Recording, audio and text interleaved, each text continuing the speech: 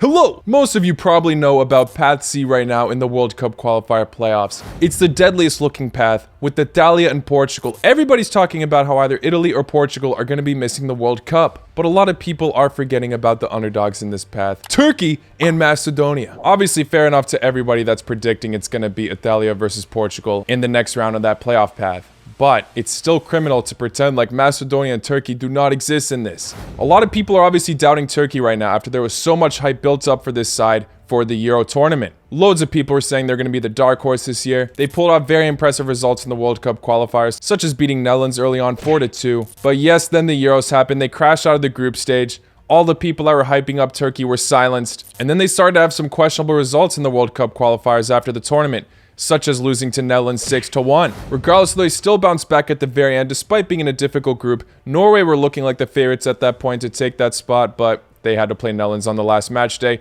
Turkey took advantage of that situation, and now they are in this playoff run. Turkey have obviously been proving that they are a very inconsistent side. They'll randomly turn up and randomly have the worst downfall. This could be a moment, however, during this playoff run that Turkey surprises us yet again. We could see them beat Portugal for all we know, especially due to how Portugal have been playing recently. It is very much a possibility. Not a likely one for many people, including me. I still think Portugal will go through, but I very much do not think it's an obvious prediction. Obviously, some of the players to back up the hype for Turkey are Burak Yilmaz, who isn't looking as threatening as he was last year, but still a dangerous striker. Çalhanoğlu for Inter Milan has been fantastic. Even when he was at AC Milan, he was a phenomenal player. He can definitely add some creativity to the squad. Demir, who is currently on loan to Atalanta, this guy was not very good at the Euros, but now he's picking up his form massively. He could have the heart and determination to do it against Portugal. Soyuncu, obviously a very solid defender for Leicester City. His form has been questionable at moments, but Turkey should still count on him. I'm not going to go through every single player. You get the point. Turkey still have a lot of talent that can prove themselves. And talking about Portugal, obviously a heavy critique for this team is their current manager, Santos. With his system currently, it's just not gelling together with the Portugal national team.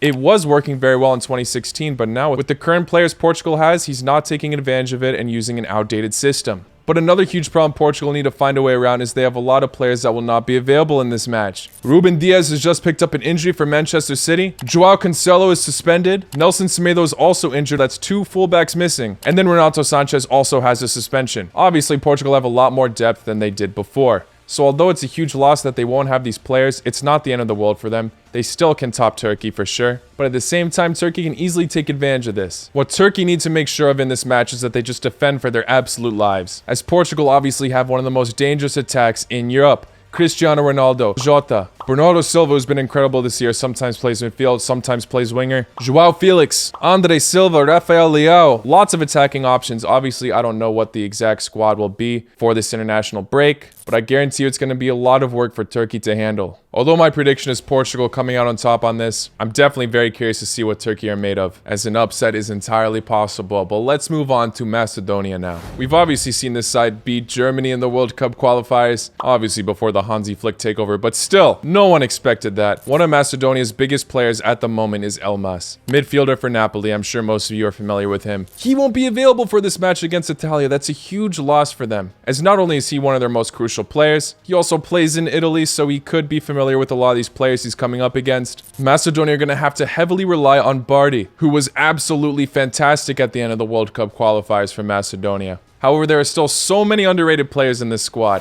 Obviously, two solid ballers from Dinamo Zagreb, Ademi and Ristovski. Ademi, the Dinamo Zagreb captain. He could help lead his team to victory here. Alioski is very solid as well. He doesn't play for Leeds anymore, so he's not talked about as much, but still, very solid option Macedonia have in their arsenal. Their forward, Nestorovski, can make a difference here as well. It's going to be very hard, though, as we know Italia's defense is supreme. The Chiellini and Bonucci partnership is one of the best, and even if one of them are not available, they still have a lot of other solid options. The last time we've seen Italia play, they were not looking at their best, failing to score against Northern Ireland on the final match day, and also not being able to beat Switzerland on the second to last match day, which has brought them in this position to be in the playoffs. It would be crazy to see the Euro winners not in the World Cup. Maybe Macedonia can defend for their lives just like Turkey need to, and possibly take this to penalties or extra time. Huge underdog in this. I think Macedonia are considered more of underdogs than Turkey at the moment. but I still wouldn't write them off, especially with Italia's previous results in the World Cup qualifiers, not the Euros. But even in the Euros, Italy cut it close many times. And obviously they're looking way, way better on paper.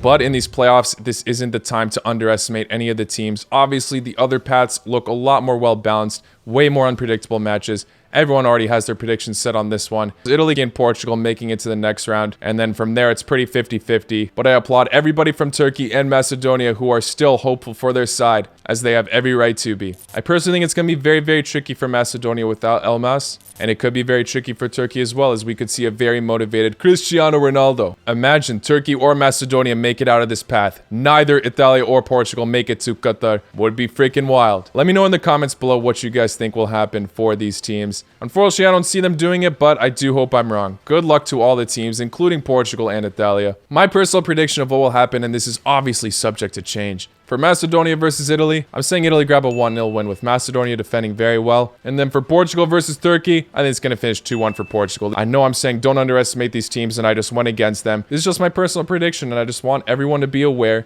that you can't underestimate these teams. I won't be surprised if I'm wrong. And even if you have the same predictions as me or even a greater scoreline, you still shouldn't overlook these teams. But I do have an announcement to make before I end off in this video. At the time I'm recording this, I've just found out that my World Cup ticket application has been approved. So I'm officially going this year, so I'll be bringing back the vlogs just like I did for Russia. I have the tickets for Croatia's group stage matches just like last time, and I also got tickets for their round of 16 match if they make it, obviously. If they don't, I still got hold of those tickets for any round of 16 match. But the fact that it's all in the same city, I am hoping to see some other matches, so I'll try to get some other tickets as well. No promises though, but in Russia it was nearly impossible. All the matches were all over the country. The country's massive. In this World Cup, it's all in Doha. All the stadiums are not too far from each other. So yeah, we'll see, but I'm definitely going to be bringing some vlogs back, and I'll keep you all updated on what happens with this trip. Hey, if Macedonia make it, I'll go get a Macedonia ticket as well. But yeah, thank you all for making it to the end. Hit that like button if you enjoyed. Subscribe if you're new. I'll see you all very, very soon. Take care. Laku noć.